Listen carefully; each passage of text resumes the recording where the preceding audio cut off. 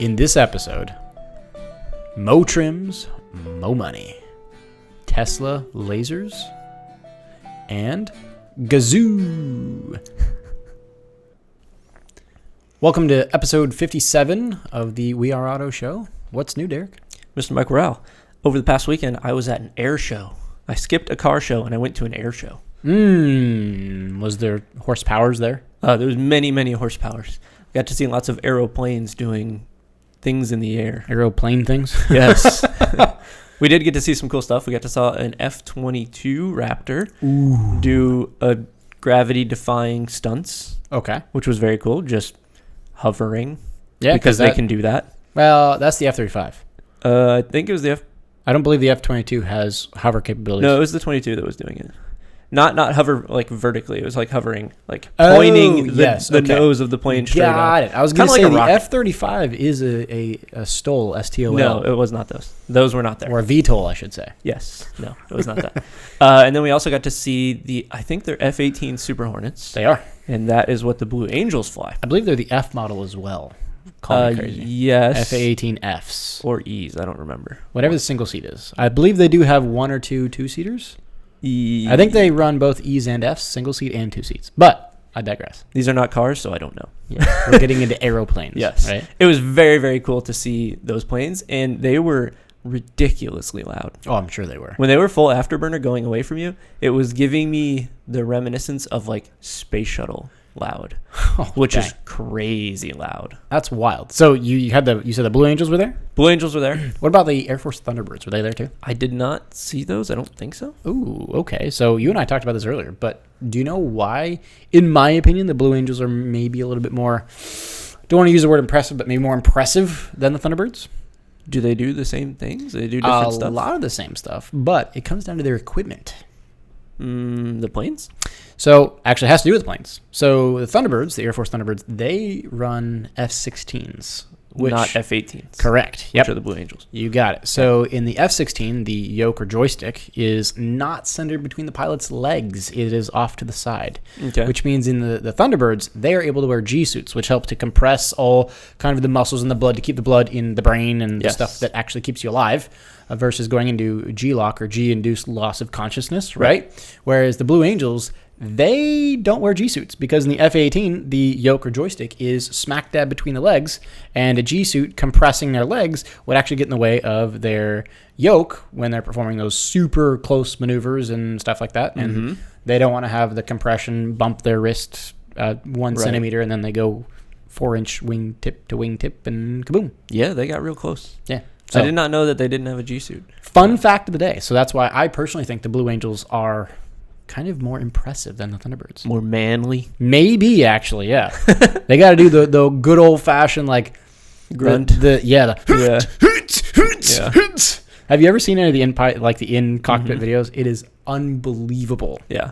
To tie that back into cars and driving for a second, did you know that in Florida, we actually now have a vanity license plate that is the Blue Angels? Did not know that. Yeah, it's actually really cool. You know that video you showed me where they did like that flare that like spread out? Yeah. That is what the Blue Angel plate is. It's actually really cool. That's neat. Yeah. That is really neat. So I'm going to try not to get too excited about airplanes now. It was super, super cool. It's funny how like airplane people and car people are generally pretty the same. It's very, very similar. The roads cross quite often. They do a lot. But let's kick it off with some news. Do you got something? I do have some news.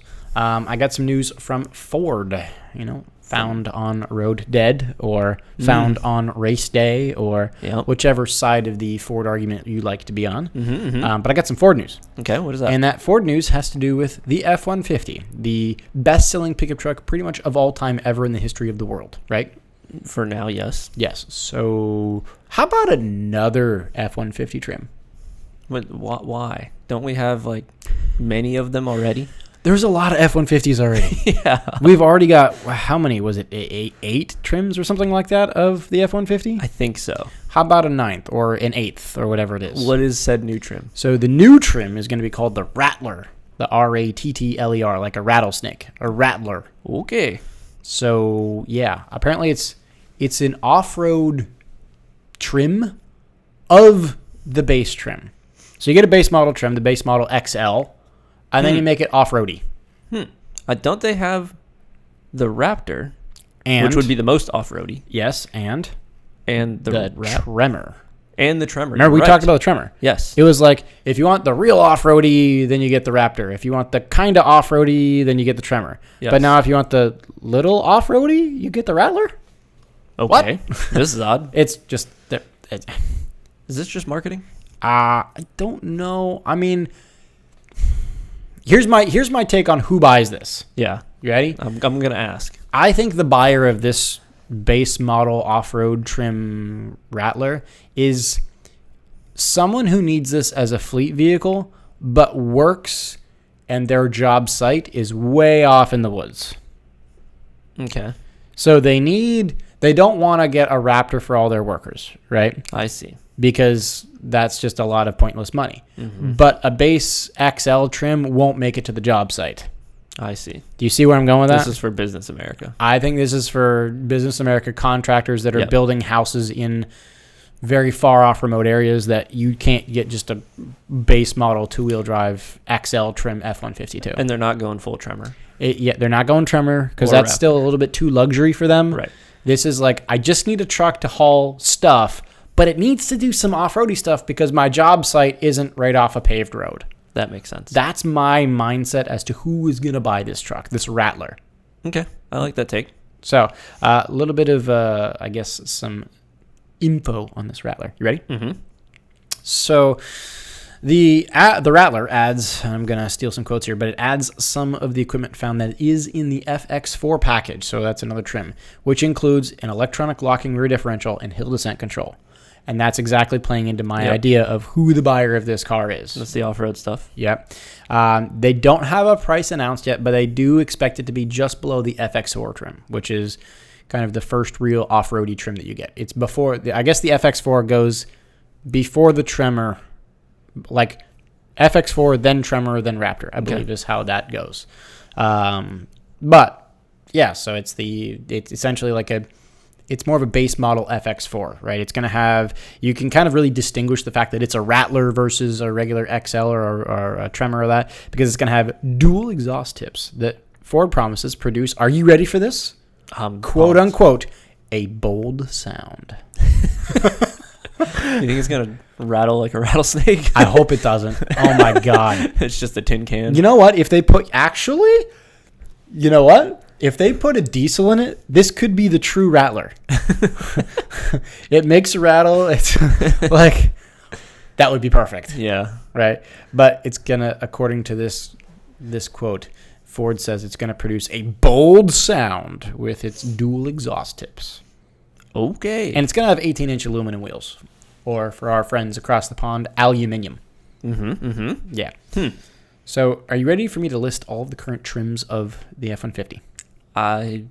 Yeah, hit me with them. All right. Excuse me. So, oh boy, it starts with the XL, the basest of the base, right? So that is, you just need you own a construction company and you need 1,000 trucks. You buy 1,000 XLs. You don't want that. Nope, you don't, because it's going to have all of nothing, right? Exactly.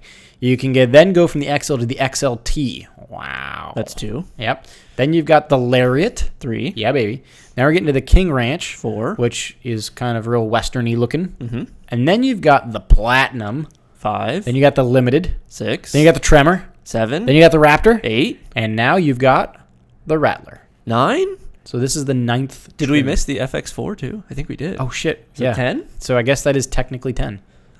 Oh, my God. Oh, maybe the FX4 isn't a trim. It's a package. It might be a package. I don't know. All right, we'll say 9. Either way. 9 trims. With the Rattler, we're now 9 trims of F-150. Can you name another manufacturer that has more trims? Well, of course. It's my most favoritist. Porsche. There's no way Porsche has more than 9 trims. Have you met the 911, sir? Name them. All right.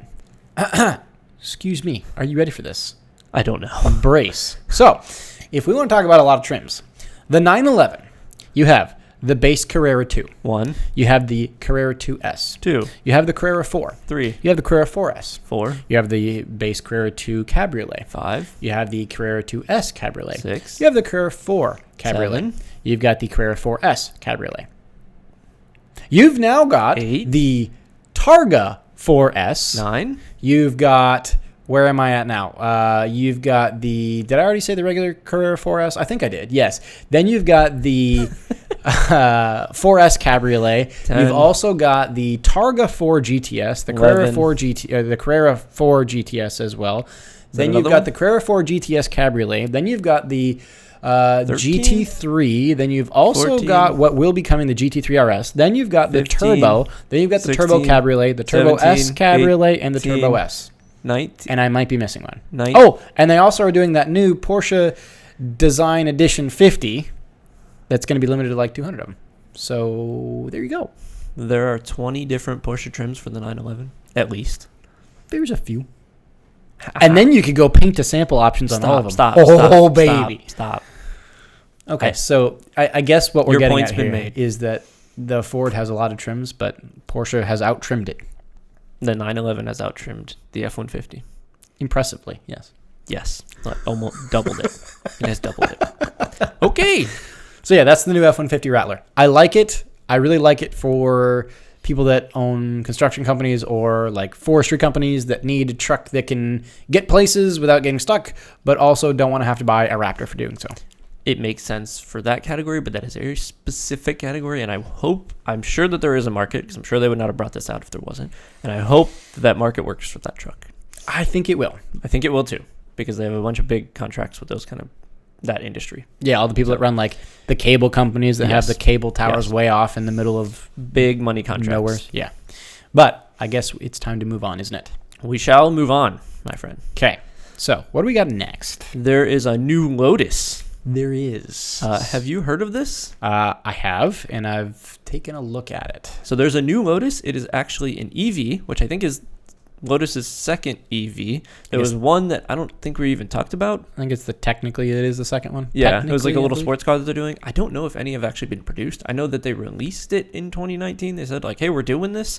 I don't know if anybody's actually taken delivery of any yet. No idea. But this is the first all-electric Lotus that's an SUV. I think it's also the first Lotus SUV period, isn't it? Yes, and it's called the Eletre. Eletre. The Eletre. Eletre. Wow. Do you have some electricity? Yeah. Yeah, it has some of that. Oh, boy. Let me first get your take on the looks of the Eletre. Nope. No? Nope. Not a fan? Nope. No. You know what it reminds me of? What? Okay. Have you seen the leaked images of the new Ferrari SUV? I don't think I have. Let me try to pull one up here, because it reminds me very much of the new Ferrari SUV having a baby with the Lamborghini Urus.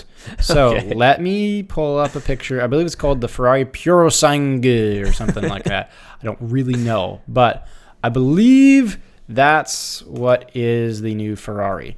I don't like the look of it. I just don't. Sorry. It does remind me a lot of the Lamborghini Urus. So put a Urus and the Ferrari Purosangue together, and you have the Lotus Eletre. Eletre. Yes. Okay. A couple stats about this car. It is going to be full electric. Lotus is calling it the world's first hypercar SUV. Wow, a hyper SUV. Yay, that sounds horrible. That sounds like a whole bunch of marketing BS to me. It does, yep. Yeah, all because it has EV in it. They can call it hyper. That's exactly 100% why. Right. It will make 600 horsepower. Okay. It will have a range of somewhere. We've seen two different ranges so far. At least I've seen two different ranges, between 315 and 373 miles. Those are big differences, aren't they? Those are, but I suspect that the reason that the ranges are different is because one is what Lotus is quoting and one is what the EPA is quoting. And the EPA test is different than what Lotus is going to say. So I see. Tesla does this as well. Most EVs do every company does this about every fact they put out, right? Right. So somewhere in the middle there is probably what it's actually going to be. Around 340-ish is the middle, give or take. Yeah. Which is an okay range for your first proper EV to come out. Yeah. It has the whole skateboard style EV platform. It's going to have a 100 kilowatt hour battery pack, which is that good? Pretty good. The most modern Teslas are pushing like 115 kilowatts. Oh, so it's on par with the modern Teslas. It's on par. Okay. It's solid. And if you If you were to like go to, I believe it was a level 3 charger, which is like one of the fancy Tesla charging stations, they can get you like 350 kilowatts per hour. It would charge the battery. I think I saw that it was like in 20 minutes it'll get you to 80%, which is not too bad. That's not horrible, but it's still 20 minutes too long. Let me put it this way. It's 18 minutes too long, in my opinion. Right.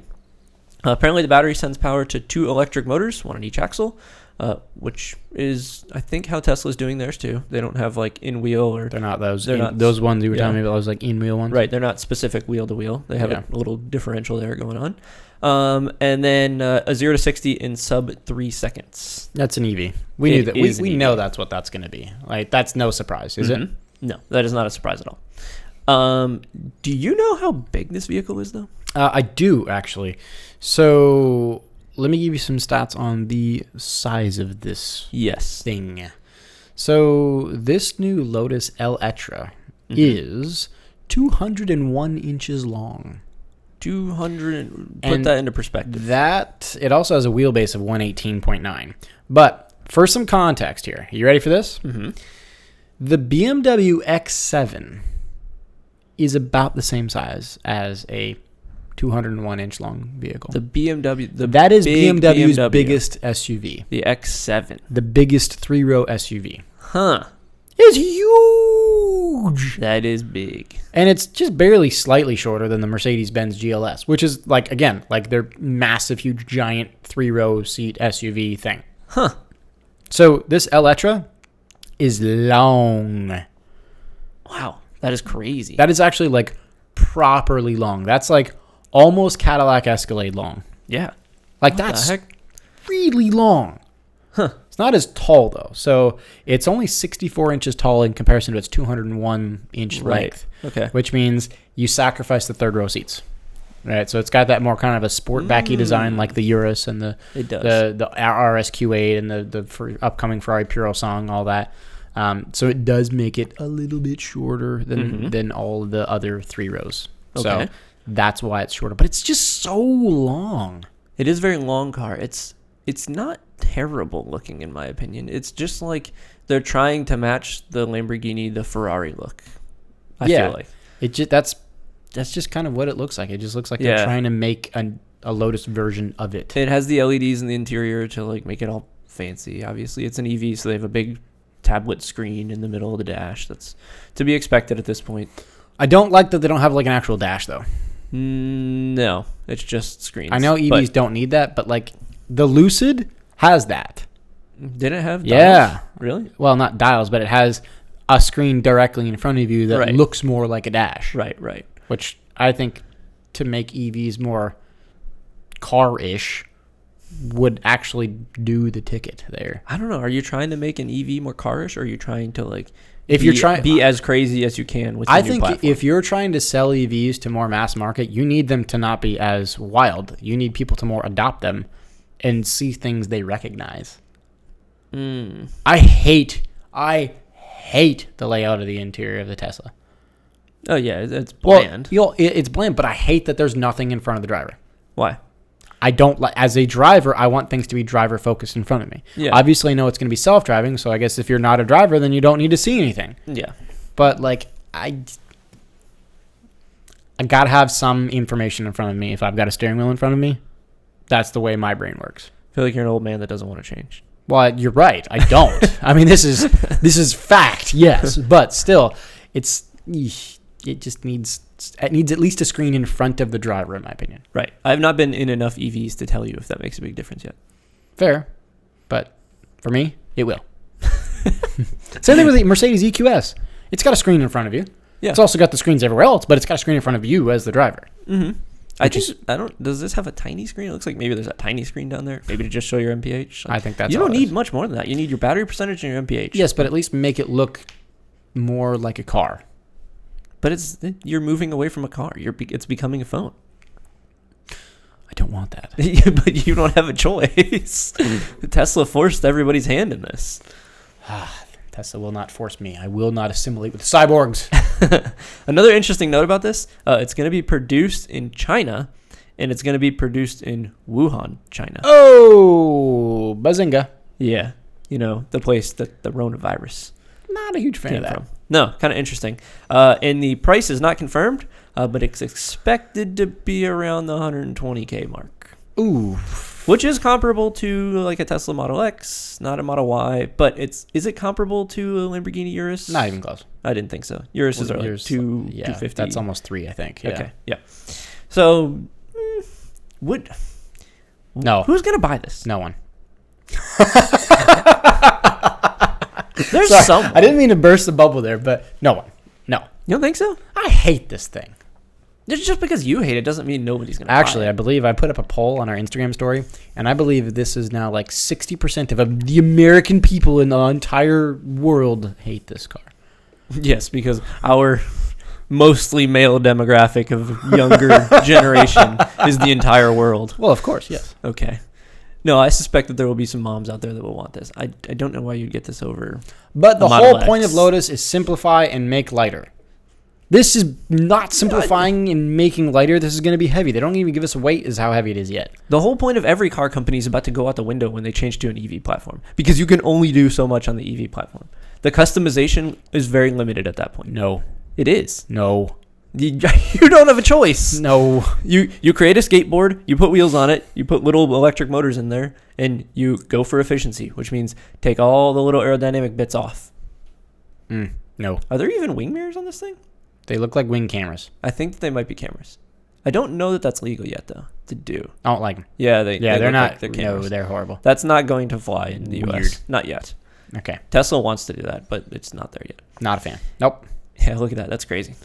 They look like nubs. They're nubs. From what I've heard, that will get you 15 to 20% in range taking those off. Barf.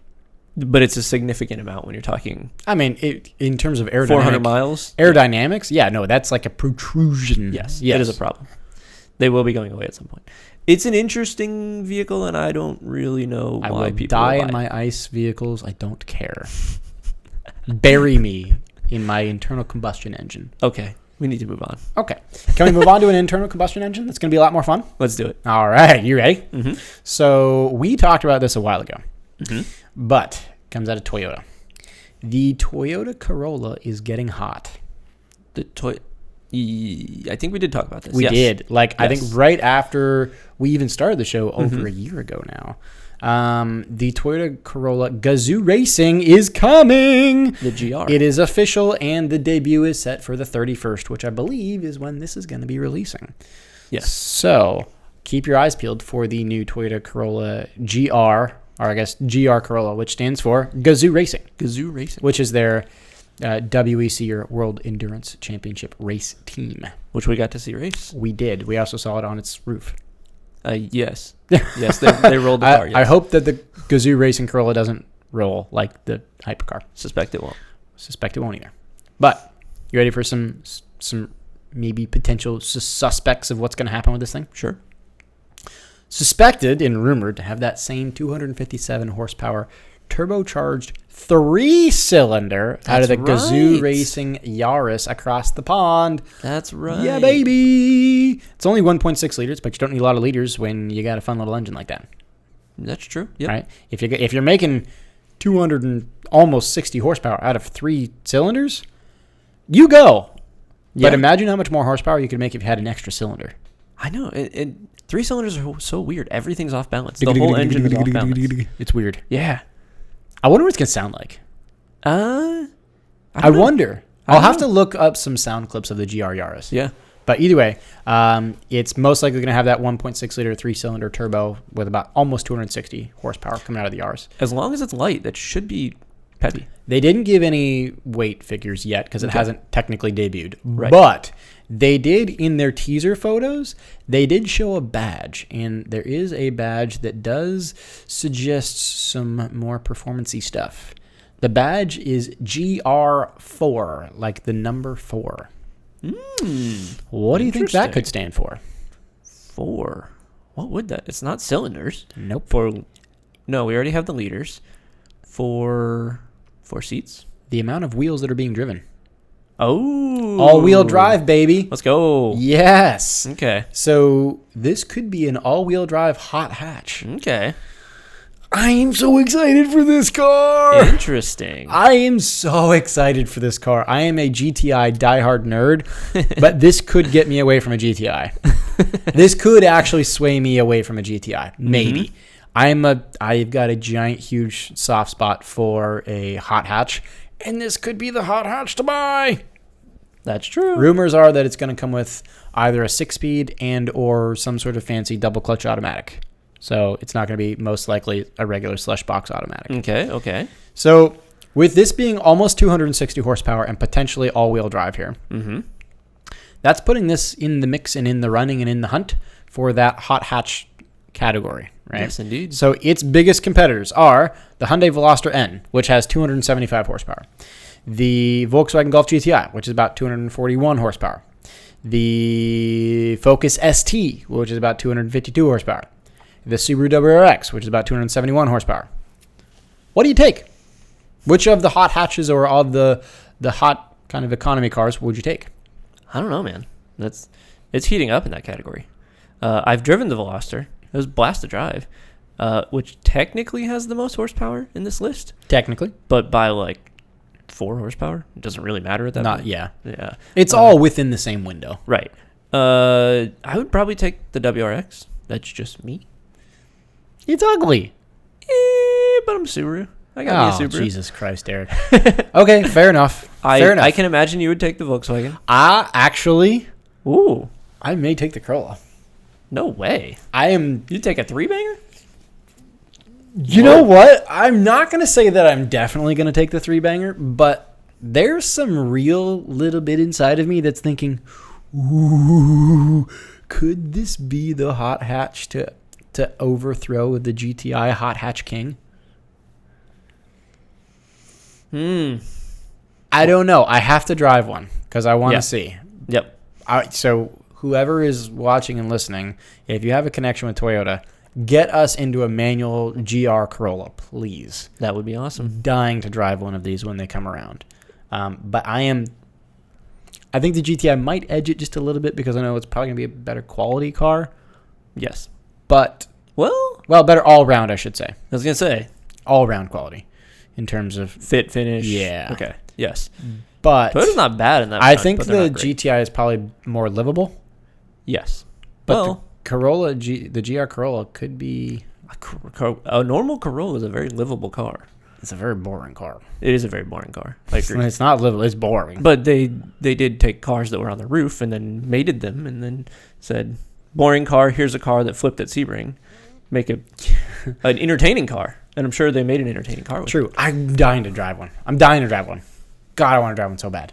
But I'm super excited for this debut on the 31st when our podcast launches. I'm sure next episode we'll be chatting about it. We are definitely chatting more about this. It better come out with a manual. It better. If it doesn't, Toyota, you're banished from Earth. Yes. So, shall we move on? We shall indeed move on. Okay, what you got? All right. So, do you know that the Lucid Air, apparently, is the fastest charging EV out there right now? I do now. I figured that you didn't know that. But I want to chat about this with you to educate you on charging in EVs. Yes, educate me on this EV charging nonsense. Okay. So, you know how you charge your phone? You plug it into the wall, right? Yeah, in theory. Okay. You use a charging mat thing, right? Yes, but you plug it into a 120 outlet, 120 volts going. Is that what those are? Yes. Okay. Yes. That's considered a level 1 charger. Okay. In the world of electric vehicles, that's considered a level 1 charger. There's level 1, 2, and 3. Level 2 charging. They don't have a level 4 yet? No, there's no level 4 yet. Have you seen the plugs that go into your dryer outlet? They have like they look a little bit more robust. Yeah, they are more robust because that's 240 volts. That's a lot more voltage. It is. Those are level 2 chargers, and you can actually put one of those in your garage if you want it. And then level 3 is like the ones that you see at the Tesla superchargers, right? You see the giant thing that you pull up to, and it like specifically is meant to just charge electric vehicles. Yeah, like the box thing. Yeah. So that is level 3. So what we're talking about here is level 3 charging. Okay. And I don't even know what the voltage is on that because I think that they're wild. And they differ depending on the car. Thousands charge rate of voltage. Yeah, it's crazy because they're hooked up directly to the grid, and they just pull as much electricity as they can. Got it. Yes. But the Lucid Air currently is the fastest charging one. So it charges at a rate of 135 kilowatts, which is about 10 kilowatts higher than the Tesla Model S, I believe, the Plaid. Oh, wow. Yes.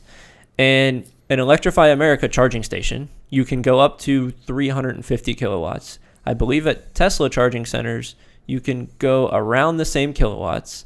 And the kilowatts is like the amount of electricity you can shove into the battery as fast as you can.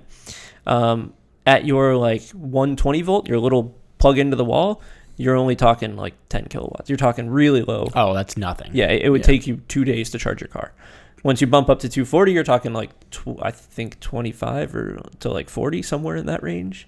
So it's still hours to charge the car, but it's not days to charge the car anymore. And then when you get up to these... One small step for man, one giant step for EV kind. When you get up to these really high kilowatt hours, like 200, 300, 350, you're talking about like an hour to like 40 minutes to charge the car, which is cool. Now, the interesting thing... But it's still not long enough, or still not short enough. So you say. Now, the interesting thing is this chart that I have pulled up, right? Okay. And this shows you the battery charge percentage over time. What do you mean by that? So it spikes really high in this chart, right? And that is the rate at which you're charging the battery. So as you have less, or as your battery is more depleted, say you're at 10% charge, you can charge much faster. So the less battery you have, the faster it charges. Yes. Got it. Okay. Think of it as if your fuel tank had a bigger entrance to it. Yeah. And as you put more fuel in it, it closed the entrance and got smaller and smaller and smaller.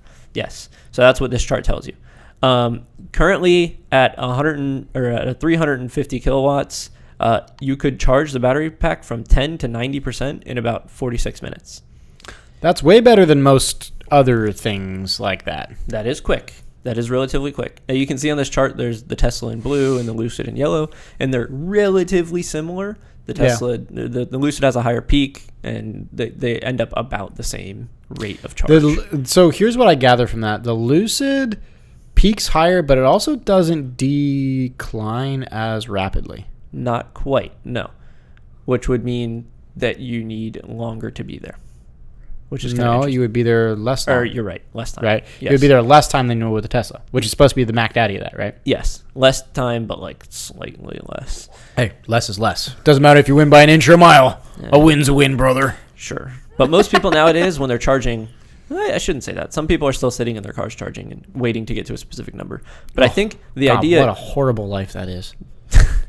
Like, what a horrible life that is. I can guarantee you'll be there by the time you die.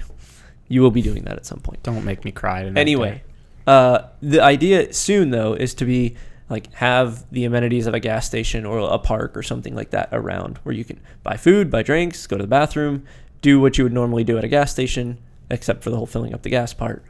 And then that time that you use would be pushing electricity into the vehicle. And ideally, you come to the charging station when you need or at a low state so that spike is quick. And you can gain a big chunk of battery in your small amount of time. Okay. Does that make sense? Yeah. Yes. Give you just enough battery to get you home and then finish your charging at home. Mm-hmm. Mm-hmm. That takes so much effort and worrying and thinking to do when there's a gas station on every fourth corner. Yeah. This article is mainly saying that peak charging rate is higher in the what it's really saying is that the Lucid. Tesla loses and the Lucid wins. For now.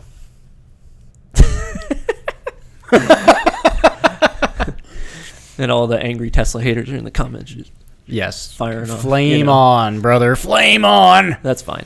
That's no problem. Yeah. It's interesting to know how all this works. It will become more relevant in the future.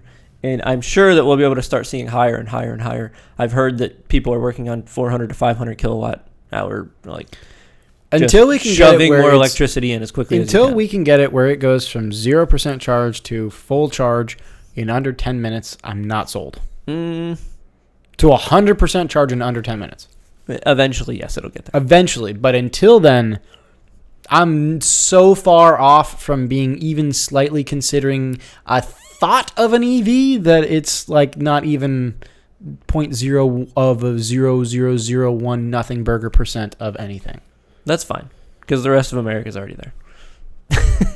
Some of them. I shall exile myself to an island in the middle of nowhere with only a Porsche. That's fine. All I need. Now and a gas station. Now you are somewhat educated on how this works. Thank you. How this all works. Yes. So shall we now move on to educate our audience about the Formula One race? We should. 'Kay. Did you happen to see the F1 race? I only saw the highlights because I was working on Sunday as usual. Saw some highlights. Saw some highlights of a pretty good battle, but let's talk about what happened before the actual event. Yeah, let's talk about that, shall we? So this was the Saudi Arabian Grand Prix. Yep. This was in Jeddah, I think is how you say it. I think that's the circuit name. I thought it was just Jeddah. Or maybe it's the town. Yeah, maybe you're right. Maybe I it's don't know. Jeddah. Who knows? Anyway, somewhere over there in Saudi Arabia. And this was probably the most politically contested race of the calendar. I still don't understand why they race in Saudi Arabia. For money. Well, no shit. Yes. It's all about money. There's always wars over there. Yes. And I don't mean to sound like a dick, but come on. Mm-hmm. There are wars over there, and there happened to be one going on while they were actually practicing. Yes. And if you take a look at this article, the second practice was delayed after a missile struck an oil facility that was 10 kilometers away. Yeah. And in the background of the practice, you could see flames and smoke just billowing out. Yeah, I saw something about free practice 2 getting suspended or canceled because something blown up. Yeah, it was not a good look. It was less than 10 miles away. It was by the airport. It was Aramco, or I think that's how you say that? Aramco, I believe. Aramco, which I think was the main sponsor for this event. So it was a targeted thing, not directly at F1, but they knew that this was coming in town, right? Oh, my God. Yes, and this was like a rebel group that was doing this to spite F1. They had already said negative things toward F1 and saying, if you do the race, we're going to have repercussions kind of thing. So they did the race, and this is what happened. Great. Yeah, so that was all looming in the first little bits of the race. I remember there was some thought will the race even happen or what? Before this, there was also this track was raced, I think it was only like 4 or 5 months ago. Yeah, this was the end of last season. I was going to say, it was towards the end of the previous season. Yes. So, yeah, this is not long ago. This was the new track that they were building. One of, I think, 2 new tracks that they ran last year. I believe Something this like one that. and whatever the other one was. I don't remember. Yeah. And this one was particularly high speed and very high speed corners with narrow walls. It's not quite a street circuit, but it reminds me of a street circuit. Okay, yeah. Yeah. Very narrow walls. It does remind me of a street circuit. Yeah. Yes. You're 100% right. Yes. Because I think I remember the first time I saw it, I was like, is that a street circuit? Oh, wait, no. That's just walls right next to the exit of the corner. Right. Which I'm not a fan of. No, and neither were a ton of the drivers. It did not end up looking very good. There was a Haas that crashed in practice. Did you happen to see that? I didn't see the crash. Which Haas was it? Do you remember? Was it Magnussen or Schumacher? No, I believe it was Magnussen.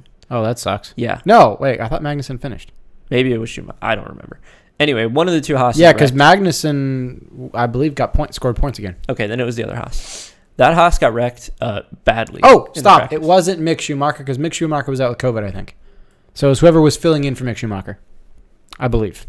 I don't remember who the driver was. I believe. But they got into a bad accident. It was like a 33G impact. It was Jesus. It was big. Christ. They got helicoptered out of there. They went to the medical center. They're okay, but it was not a good look for F1 considering the situation that's already going on. Yeah. Then the race started. The race overall started clean. The racing itself was much better than it has been in the past, which was great to see. So the reason I know that racing was better is because there was more highlights. Yes. Like last year, I remember there would be 2 highlighted battles, maybe. And they weren't even exciting. They were a battle with still 2 seconds between each other. Mm-hmm. The highlights of this race, man, there was a bunch of battles to watch. There were a bunch of battles to watch. Did you get to see the highlight of the DRS situation? Which one? The one with the Red Bull and the Ferrari. Jostling for DRS position, basically. Yeah. So there was 2 long DRS basically straightaways that happened back to back with one corner splitting them. And the DRS detection point was in the braking of the first one. It was like at the end of the first one, breaking into the corner that splits them. Yeah. And it was a weird situation that we're starting to find ourselves in F1, where the drivers are specifically slowing down to get to the detection point second. So they've got the extra boost so that they have the DRS across the next DRS point. Yep. Which is like, are we even racing anymore? I see your point, but I think it technically is still racing, because with racing, you want to find an edge. You do, but it didn't feel like that to me. At one point, both who was it? It was the Ferrari and the Red Bull. It was Leclerc and Verstappen. Verstappen were both full lockup to get to the DRS detection point the slowest. I did see that, yeah. Is that racing? That's so weird. It's backwards racing, but it is racing, I think. Let me ask you this question. Is that dangerous? Yes, but is that why we like to watch it? Yes, but not for that particular reason. Not like the danger, but like because there's excitement. Yes, but that's like a manufactured danger that's not even, it shouldn't be part of the sport, in my opinion. I see your point, and I do agree with that. I do. But all in all, if it makes things more exciting, then that's all that everyone cares about at this point. I don't know. I felt like I was watching two people play a game of chess as opposed to watch them race cars as hard as they could. Because clearly you're not racing a car as hard as you can when you're... True, when you're slowing up intentionally. You are full-on lockup trying to hit a specific line in second place. Not even first place, trying to hit it in second place. Yeah, I see your point, and I do agree with you in that viewpoint, for sure. Yeah. I don't know. Overall, the race was good, and it was entertaining to watch. There was clean start. Alpine had a good battle with Ocon and Alonso. Ferrari did bluff. They did some pit stop stuff. That was actually, those highlights are funny. It was like they faked pit, made Verstappen pit because they thought Verstappen thought they were pitting, and then said, "Screw it, see ya." Yep. Yeah. Latifi in the Williams. He stuffed it into the wall, I'm pretty sure. Oof. Yep. That's not... that's just how that goes. Did you see the unlucky timing for Perez? Yeah, I thought I saw he went into the pits like literally 1 second right before the safety car comes out. Yeah, he got really unlucky by pitting at a certain time. That sucks. And then did you see, I believe it was Lewis Hamilton get a really unlucky safety car at the end of the race too? I did not really catch his safety car. What happened there? I know the race pretty much ended on a safety car, right?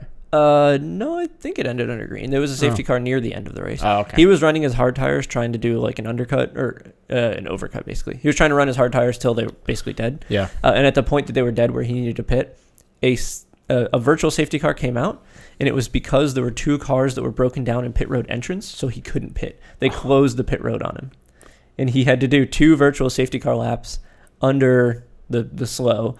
And that made it to where he couldn't actually gain any positions, and it was pretty bad. Oh, darn, gee golly. Yeah. Gee golly, I suppose. Yeah. Mercedes did terrible at this race. Yeah. They're not having a good time with their new car. I guess those side parts aren't working out for you very much, are you? Mercedes finished 10th and 5th, and guess who finished in 10th? 10th, wouldn't that be 10th. George Russell? No, Lewis Hamilton finished in 10th place. Oh my God, what? He gets 1 championship point. Just 1. Golf clap for you, Hamilton. You get a golf clap for that. Yes, you scored a point. You did about as well as the best finish of, Haas last year? Yeah, I think they said it was the last time that he had finished that low was 2009 or something like that. It was way back. Oh my God, that's so long ago. Does he remember how to do that? I don't know. And that means the new boy, George Russell, 5th place? Way ahead of Hamilton. Oh, boy. McLaren was having issues. I know that. Alonso and Alpine... Okay, stop. Time out. Pause. I am so pissed that McLaren is still having issues. Mm-hmm. I wanted them to do so well this year. I was so excited to see McLaren do decently with that good-looking car. It feels like Mercedes and McLaren are kind of in the same boat where they put a lot of... it feels to me like they put a lot of resources toward last year's car to finish well. Yeah. And they kind of got screwed over by not having all their resources toward this year's car. And at this point, they're trying to play catch up. I see what you're saying. Yes. Yeah, I see where you're going with that. Yes. I think you're probably right. That's probably the situation, which means eventually they will catch up, but it's going to take time. In the beginning of the season, the first half will probably be rough for them. Well, hopefully that means they don't win a championship this year. Mercedes, no, I don't think so. They're still dealing with, apparently their car has bad porpoising, where when you hit the brakes, it bounces up and down. Who was explaining it? I think it was, what's his name from Ferrari? I don't remember who one of their chief people is, but he said proposing. He goes, the car was proposing up and down and proposing. Yeah. It's just very fun to listen to. From what people can tell, it's an aerodynamic effect on their car. They can sort it out eventually. They just haven't. They got to do some suspension and aerodynamic adjustments to make them work together. So it's lack of side pods. It could be. It could actually be the lack of side pods. Because you could think those side pods would give you more. I don't know. We'll see. Who knows? Over time, I'm sure they will come back into their prime and actually be a top contender. But for now, they're not. So who ended up as top three? So top three, we had, for third, we had Sainz in a Ferrari. For second, we had Leclerc in a Ferrari. And first was Verstappen in a Red Bull. Oh, so Verstappen did eventually win. Verstappen did win. Leclerc. They played the DRS game. They played the lockup into the DRS game. And eventually, Verstappen was able to outsmart. So that's now Ferrari with a lot of points in 2 races. And that's Red Bull now, I believe, nearly passing Mercedes, even though they didn't get any points in the last race. Yeah, Red Bull may have actually leapfrogged Mercedes. They're close. 2 or 3 points away. They're close. Yes. So it's very, very close. Yikes. But it was overall a good race. I just wish the DRS stuff wasn't so gamified. Did I see correctly that Haas scored points again? Yes, indeed. Oh, baby. Mm-hmm. Magnussen, yes, in ninth place. So happy to see Magnussen score points in his first 2 races back. Because before he was lucky if he finished a race. Right. And then in fourth we had Perez in the Red Bull. In fifth we had George Russell in the Mercedes. We already talked about that. In sixth we had Ocon in the Alpine. Seventh was Lando Norris in the McLaren. Oh, so there was a few points for McLaren. A couple. Not great, but a few points. In eighth we had Pierre Gasly in the AlphaTauri. And then we had Magnussen in the Haas and Lewis in the Mercedes. For the last point scoring position. I honestly thought he was not going to score points this race. Wouldn't that have been something? Whoa. That would have been the first race in ever that he hasn't scored points, with the exception of a DNF because something breaks. Right, because some crazy thing. Yeah. He didn't even make it out of qualifying 1. Oh, yeah, you're right. I think he got... I think he started 13th on the grid. Yikes. Rough. Man. Yikes. So overall, I think we're going to see Red Bull and Ferrari battle it out for the top spot until Mercedes can sort out their cars and their porpoising. And from what I can see, the Red Bull is more slippery in a straight line, but the Ferrari has more downforce, and through the corners, the Ferrari's better. Sweet. So that's why they were playing the DRS game so much. Makes sense. Yes. Yeah. It makes sense. Overall, a pretty good race and pretty entertaining. Sweet. So let's talk about a different race now. Okay. Let's transition over to something that's very not F1. Okay. But it is very normally not road coursey, but was road coursey this weekend. Ooh, not road coursey, but what was road coursey? That sounds like the National Association of Stock Car Auto Racing. It is indeed NASCAR. Yeah, baby. NASCAR was at COTA. Okay. Let me read you the name of the event.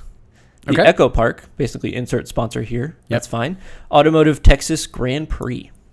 They put the Grand Prix at the end of... Hold on. Yeah. Wait a minute. Wait just a hold and cotton toot and pick and second here. Yeah. This is a Texas Grand Prix, as we would call this? Well, F1 races in COTA, and they call it the Grand Prix. Yes, American but F1 calls it the Grand Prix. They call every race a Grand Prix. Yes, but this is NASCAR. NASCAR. These are Grand Prixes, son. I have never heard NASCAR use the word Grand Prix in a race. I'm going to sound like such an asshole here, but I didn't know people that are big NASCAR people could pronounce Grand Prix. I don't think they can.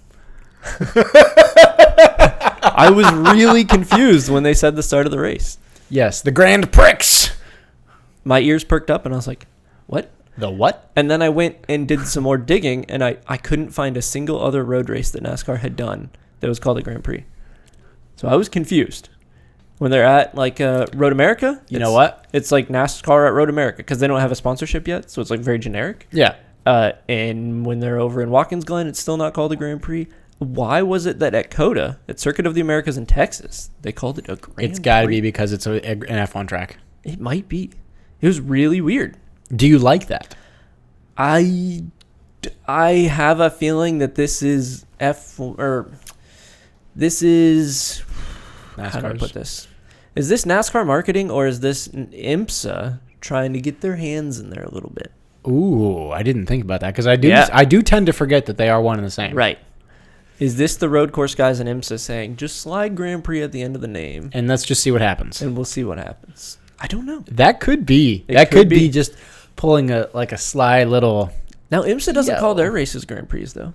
You're right. Well, the Long Beach... Do they call Long Beach Oh, Grand yeah, Prix? you're right. The Long Beach Grand Prix. Do they call Long Beach Grand Prix? I think so, yeah. I don't remember. Yeah. But, like, Maybe the Rolex 24 isn't, the 6 hours at the Glen, they're different. Maybe we're trying to get a little more cultured.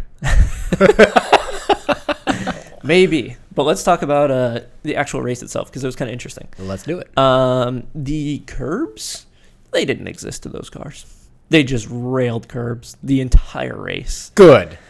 To be fair, that circuit is an F1 track, so the curbs are very small, and you can run them over. Yes. But I am telling you, what F1 runs over as a curb, NASCAR just ate it up. Hump. Have you One seen, big bite. You know the S's at COTA, or Circuit of the Americas, the like first section of the track? Yeah. They were giving out penalties to cars because they were past the curbs on the inside of the apex. They were just straight lining every corner, it seems like. Yes. Which was cool to see, but also I noticed when they were doing this, the cars were very twitchy. Ooh, When that's you watch new. like the V8 supercar guys over in Australia, the cars look planted, and when they slide, they have a controllable slide. Yeah, it's like an all four-wheel drift that just kind of steer with your foot sort of thing. Yeah, and you can save it very easily as the driver. Yeah. NASCAR was like, I'm going to snap and kill you now. Oh, boy. Yeah. It was very twitchy, and drivers couldn't figure out. Well, is this the first road course they've actually raced with these new cars? It is. So it's going to take some, I think it's going to take some learning then. Yeah, I think it's suspension development. I think it's brakes. I think it's all that kind of aero, all that kind of stuff. Yeah. And since this was the first road course, it looked like the cars they looked hard to drive, honestly. They're very hard to drive. Good. Which exciting to watch then. It was exciting to watch. And it came down to a very good end where the three people were battling it out. And you actually saw this highlight a little bit ago. I did see this highlight. It was Christopher Bell, Alex Bowman, and Ross Chastain. And those three battled for the last 5 to 7 corners. That was just so much fun to watch. Bumping and grinding and swapping positions and nudging each other out. It wasn't bad racing. Rubbing is racing, as they say, baby. Rubbing is racing. Mm-hmm. And it was awesome to watch. If you get the chance, go back and look. Eventually, it was a lot of fun to watch. Eventually, Ross Chastain won. Which, have you ever heard the name Ross Chastain? No. I've heard of Alex Bowman before. Yeah. I don't even... I feel like I've heard of Christopher Bell. I might have heard of Christopher I may Bell. have heard the last name Chastain at one point. Yeah. But I think he's a big NASCAR guy. And he's not like a road course ringer that came in. And yeah, he ended up taking the win. He ended up taking the win by punting 2 other cars into each other. I heard they did. I don't know who brought a road course ringer in, but I heard that someone brought in an Andy Lally. Yeah. And he didn't have a good finish because I think his car died. That's unfortunate. Yeah, because he could have mopped the floor. He is a good driver. Overall, NASCAR race, entertaining, but very twitchy and very unstable cars is what it looked like. Well, it'll be fun to see what happens with the future NASCAR races with these road courses, because I think it's just going to get better and better and better. I really do. I really think it's going to get better. More Grand Prix. More Grand Prixes, yes. Give me another Grand Prix here, boys. Yeah. So weird. So weird. Well, while you were at the air show this past weekend, I was at the Cars and Coffee instead. Yes, you were. And it was a good Cars and Coffee. Was it now? Especially for me, because you know the theme of this past month, Cars and Coffee? Let me guess. It starts with a P? Yeah, it was a Porsche themed one. Didn't they just have that a couple months ago? No. No, they didn't. No, this is the first Porsche themed one they've done in a while. All right. But yeah, you knew I was gonna go to a Porsche themed Cars and Coffee. Yep. I'm not missing that. I know. And I'm sure that you geeked out about every paint to sample car there was. There actually wasn't as many paint to sample cars as you would think. But there was this paint to sample car. Okay. The car that I drooled over the most was this, and I believe this is a paint to sample Nardo Gray. It's either Nardo Gray or China Gray. Can't tell which one. But paint to sample gray, 991.2 Speedster. So my spot of the week a couple weeks back was a 911 Speedster. Do you remember that? I think so, yes. It was black and black. Yes. It's this same kind of car, but this is a different spec. I didn't know we had 2 of them in town. But this is an extra special spec. It's paint to sample, and then carbon ceramic brakes, the wheel lip in red, black wheels, and the lightweight carbon bucket seats as well. Okay. And they all came with a manual, so there's that. Fantastic. But that was my most geeked out Porsche. That was the one where I was like, heavy breathing, just lost. It was so good. Yeah, you being a Porsche-phile, you would have known all that, and I would have probably just looked at it and been, oh, cool, 911. Okay. Yeah, you'd be like, oh, cool convertible, bro. Yeah. Let's move on. It's probably a cab. Yeah. Yeah, no, it was definitely a really, really cool car. It was a really special car for sure, because it was like a one-of-one spec. There's a couple more photos I'm going to pull up here. Yeah, so this photo we were now pulled up, that's a row of Porsches that my dad, my old man, was actually out of town for the weekend. So bummer to him, but he was out of town, and I told him, I said, well, you know, your car's not out of town. You're out of town, but your car isn't. That's true. He goes, take it. So I was like, hell yeah. So I brought out my dad's 997 Carrera GTS. So the white one right next to the Miami Blue GT3. Had a good time parking that in with all the other Porsche people. Oh, there's a nice, pretty picture of me pulling in. That was a great picture by the guy that actually runs it, Peter Tromboni. Thanks for the pic, my man. Nice. But that was a really cool lineup there. The Miami Blue GT3 beside me, manual transmission. Fantastic. Houndstooth seat inserts in its carbon bucket seats. Houndstooth? Yeah, so that's that Pepita, so it's like that. If you know what houndstooth, you know what houndstooth is. You've seen the houndstooth pattern, right? Okay. It's a pattern, right? Roll cage, modified exhaust, and I've seen some social media stuff from the owner of it. His kid loves the car too. So he's got videos of him like ripping it up with his kid. I'm like, you know what? That's how car people are made. I did see a Miami Blue Taycan pulling out the other day. And Look at you with your colors. I know. You know what? I'm proud of you. Give me 5 for that. Yeah. It was Miami Blue. I think it did look pretty good. I was a fan of the Taycan in Miami Blue. Then there was actually I believe that's lava orange next to it, which is not a standard color. Well, for the touring it may have been, but I like the spec of the GT3 touring next to it as well. Yep. That's really, really good. But there's a lot of really nice Porsches. Really nice old classic restored 911 that was kind of hot rodded out. Really cool. But throughout Cars and Coffee, there was a bunch of wild stuff that got there. There was this really cool wild like Valvetronic livery police lights E92 Oh yeah, M3. it does have police lights. Yeah, no, it's actually pretty wild. This is like their actual like corporate car. And it's loud with a big naturally aspirated V8. Okay. It's sick. Yeah. Some of the other stuff that we saw there was this GT3 Touring, which I was lusting over. And what's funny, I brought my wife out. And my wife and I were walking around with a kind of a group of buddies. And I was drooling over this car, and everyone's like, why do you know all this random shit about these stupid cars, and like, why are you lusting over this one car? And I was like, it's like the perfect base model GT3 Touring. It's not a paint to sample colors. It's a standard color. Okay. Right? It's got silver wheels, which is not like fancy schmancy like Orem wheels or anything, right? Yep. It's manual transmission. It does not have the Porsche dynamic lighting system headlights. Right, it's got the standard regular headlights. Okay. It's got regular 18-way comfort seats, not the big carbon buckets. It's the best base model 911 GT3 ever. You are a nerd. I am, but it's really good. Then there was this really weird and kind of interesting spec Huracan that I had to snap a pic of. It's blue with yellow accents, with a big carbon wing. But the weirdest part is that they did like kind of, and they didn't match perfectly, but kind of paint matched wheel centers with a polished aluminum lip on the wheels. That does not work. No, that's odd. I want to be the center of attention, but I don't know. It's not good. I don't like that spec. But I believe I did put a poll up, and like the majority of people were like, that ain't it, bro.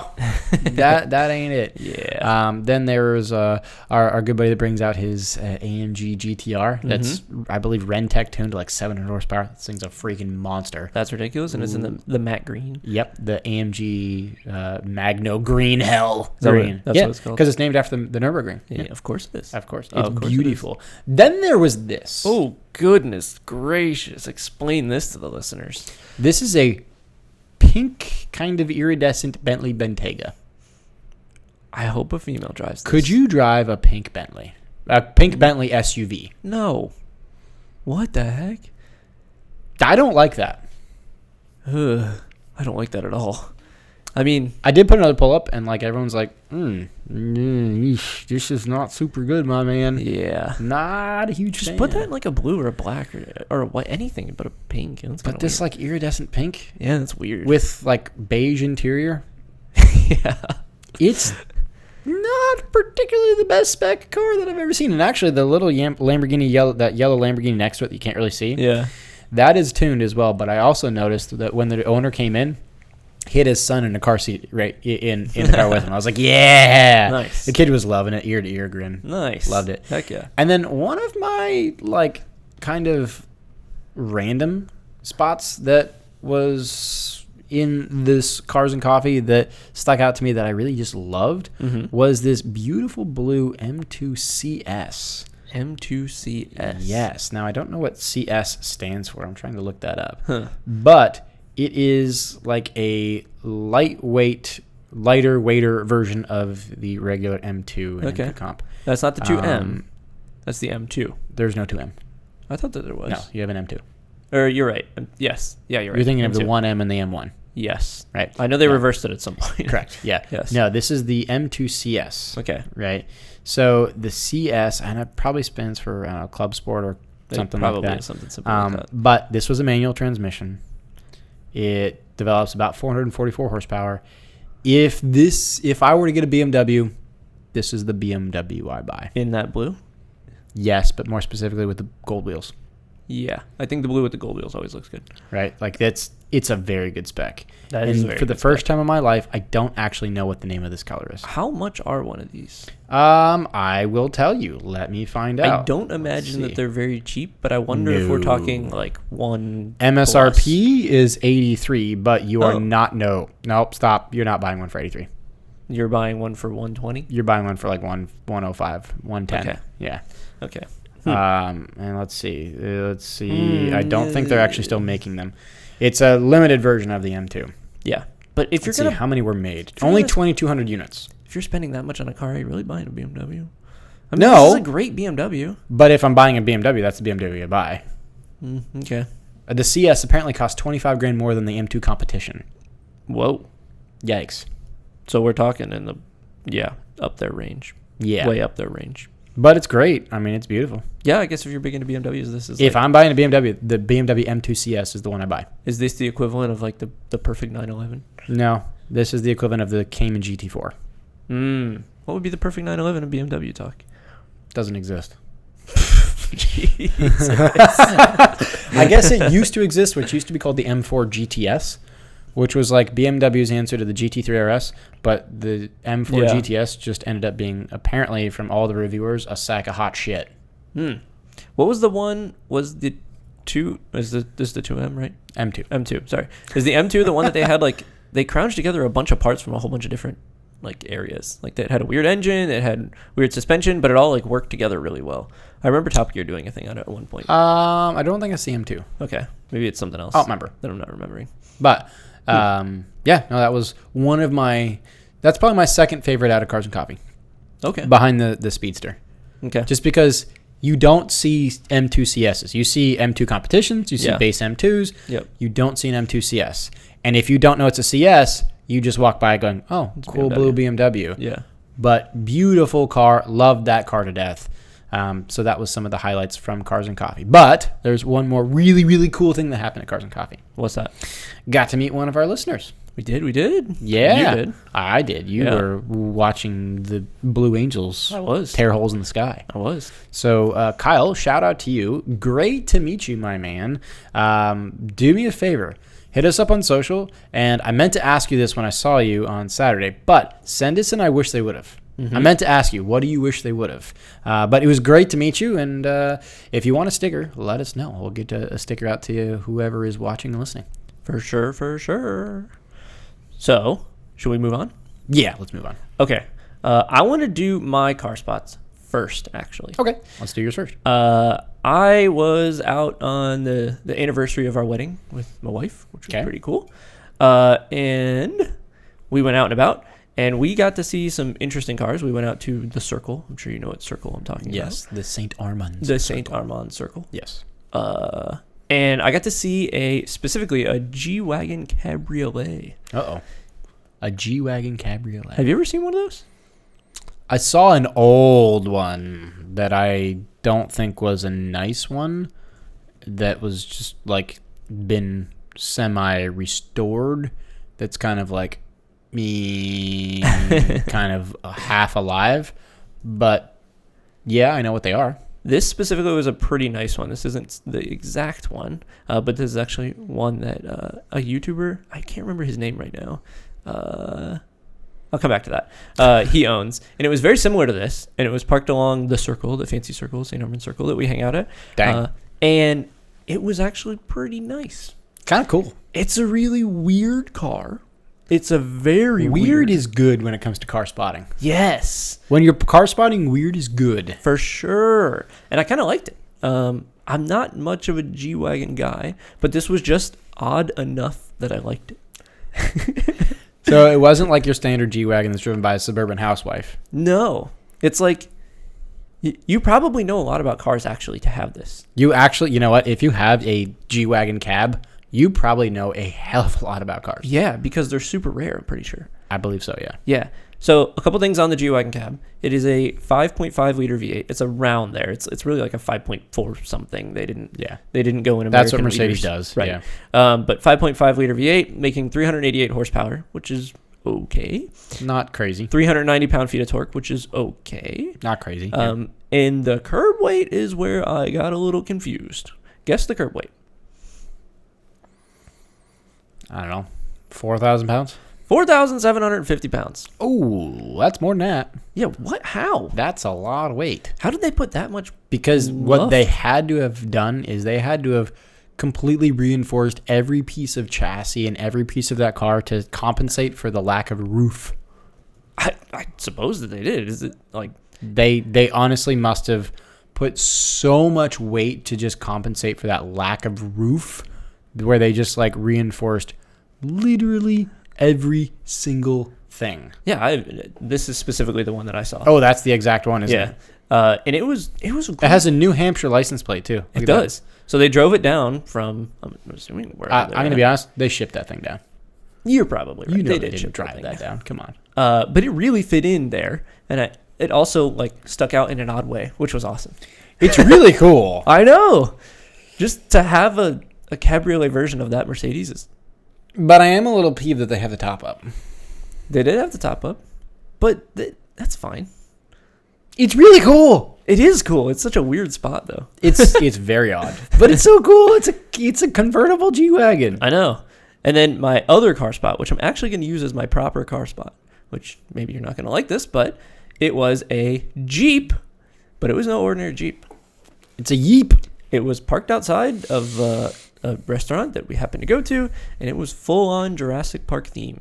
That is pretty wild. It is pretty cool. That is a proper Jurassic Park livery. It's really Jeep. well done liveried, too. I kind of like it. And I think that it was just people kind of wandering around. Like, I don't think this is the shop owner or something that did this. This is just... I kind of like it. I really like it, dude.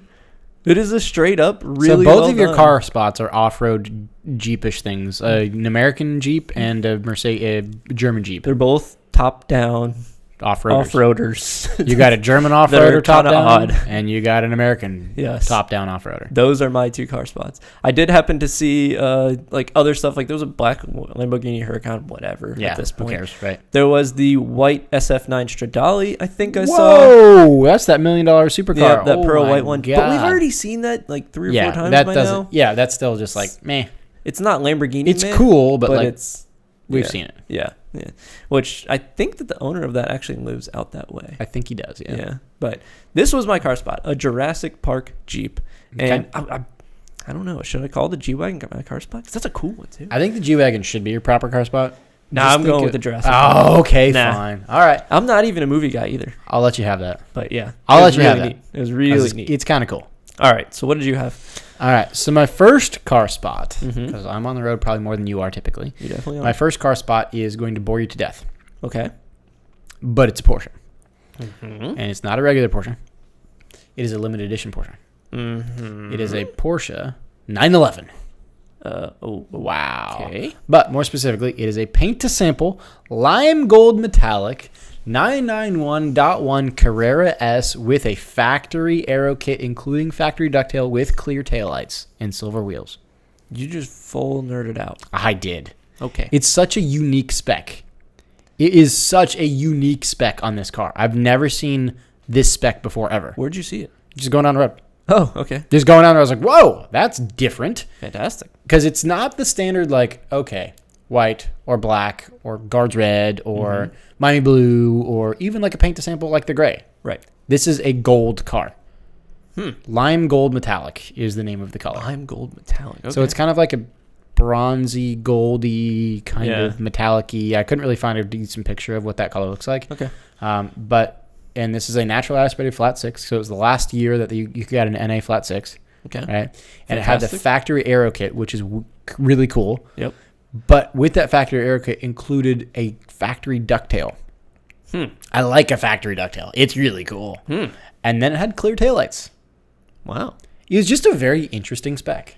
So that's why it's going to make my spots list. Is it like an odd spec? Like Very. The G-Wagon kind of odd? Yeah. Okay. It's like, I was like, that is very different. Okay. That is not a car that you ever see in that spec ever. So that's making my spot list for sure. Cool.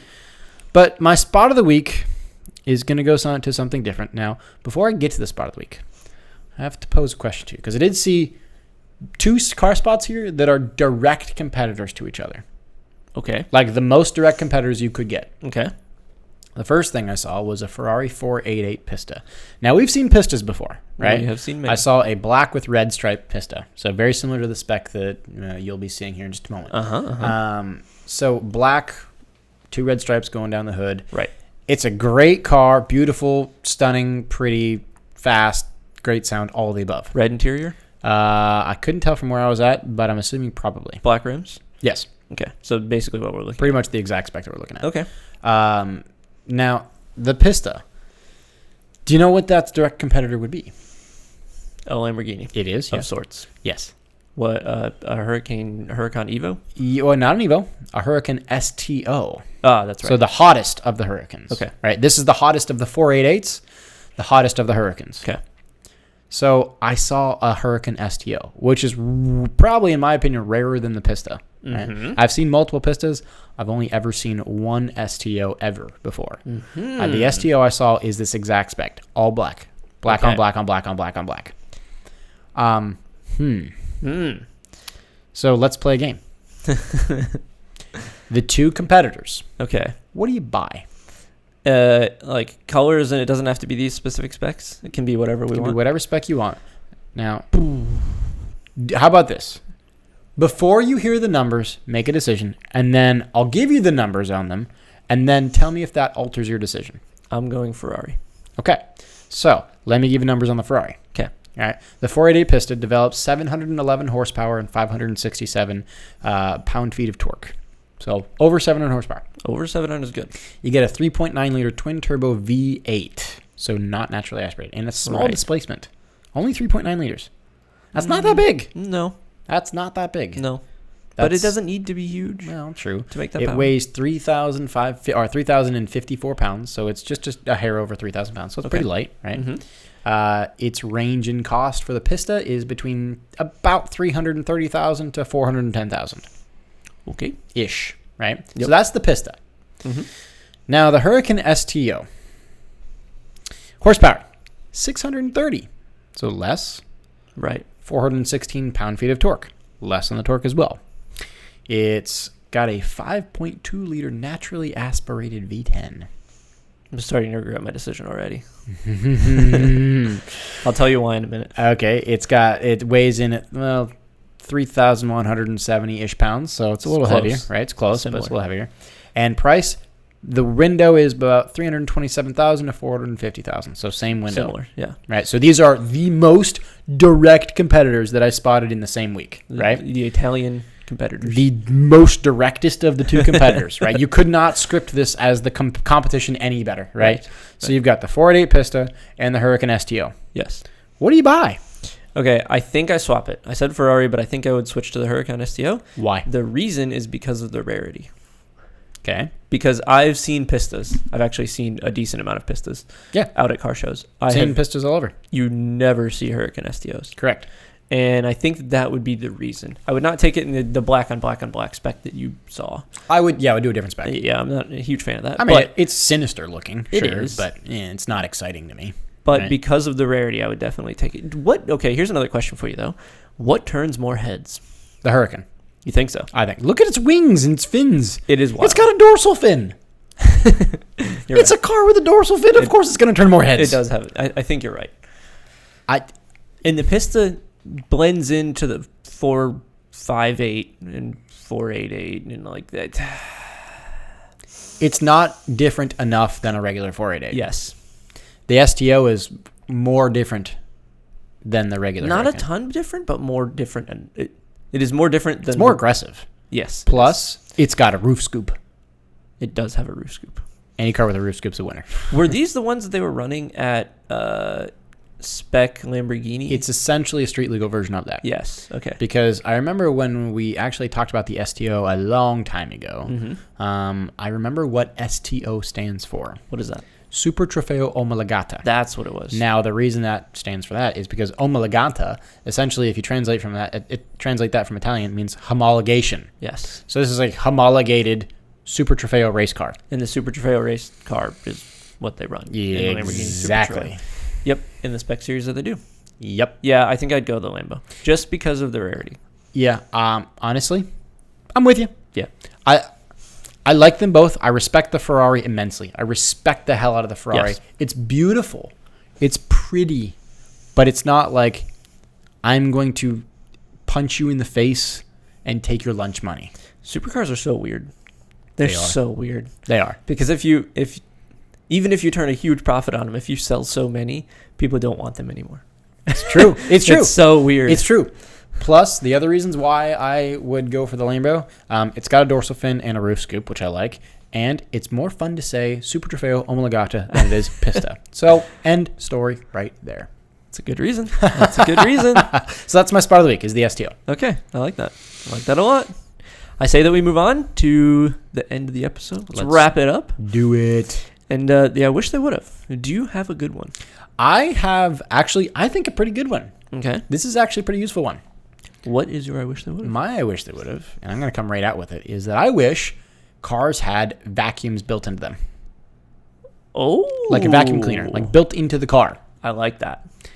Because I think there's a car that has they that? may have just brought it out. No, I think Honda had No, I it think or it was the something. Chrysler Pacifica minivan. It might be that too. But that is exactly it.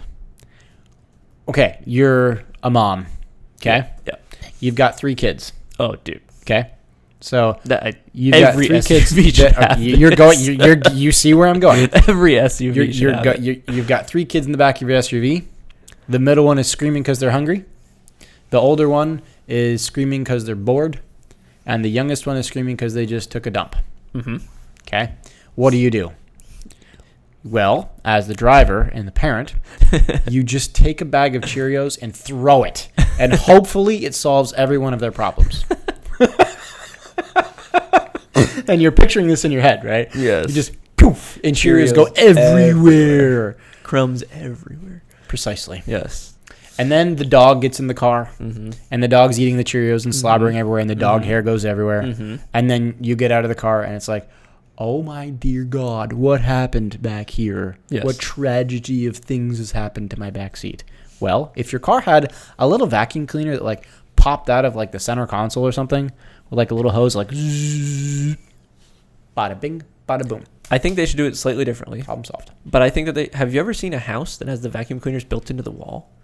No. You've never seen that? No. So there will be... You mean like a Roomba? Like built into the wall? No. Like they will build the house and in the wall they will run vacuum lines. Oh no.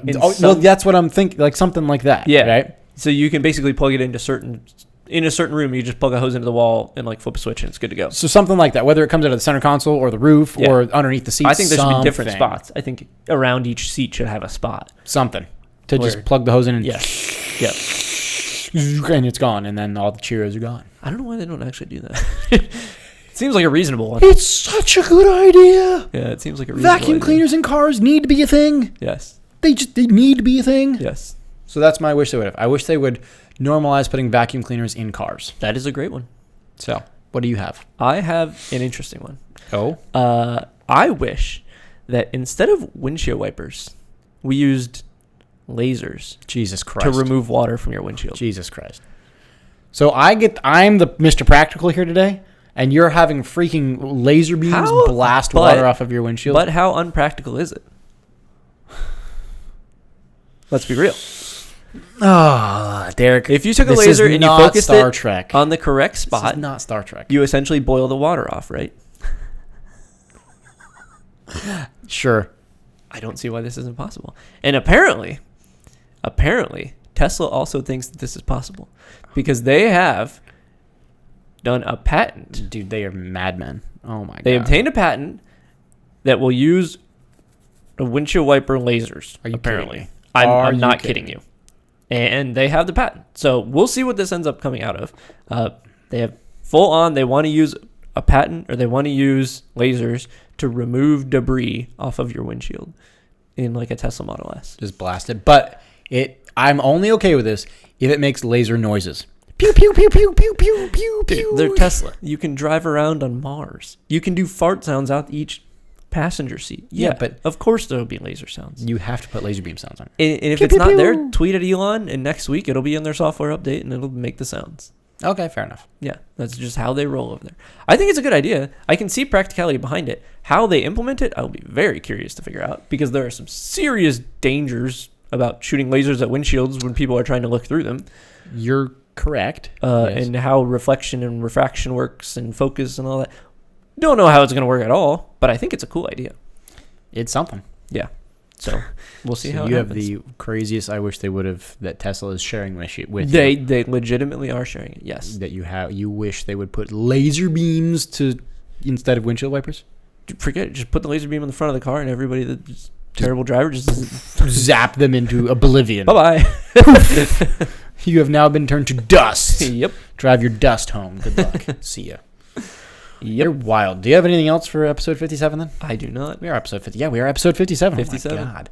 Well, then I guess that's going to wrap us up then, isn't it? Mm-hmm. All right. Well, thank you all so much for watching on YouTube. If you're on YouTube, make sure you hit that subscribe button for us and drop a comment and a thumbs up. That'd be awesome. If you're listening on audio, so Apple, Spotify, wherever, Google, Stitcher, all of them, do leave us a 5-star rating and a review or a comment as well. Would love to cover those on air. Now, another big favor here is if you think of an I wish they would have, laser beams or something crazy, send it to us over social. Facebook is We Are Auto, Instagram is We Are Auto _, YouTube is We Are Auto, and TikTok is We Are Auto as well.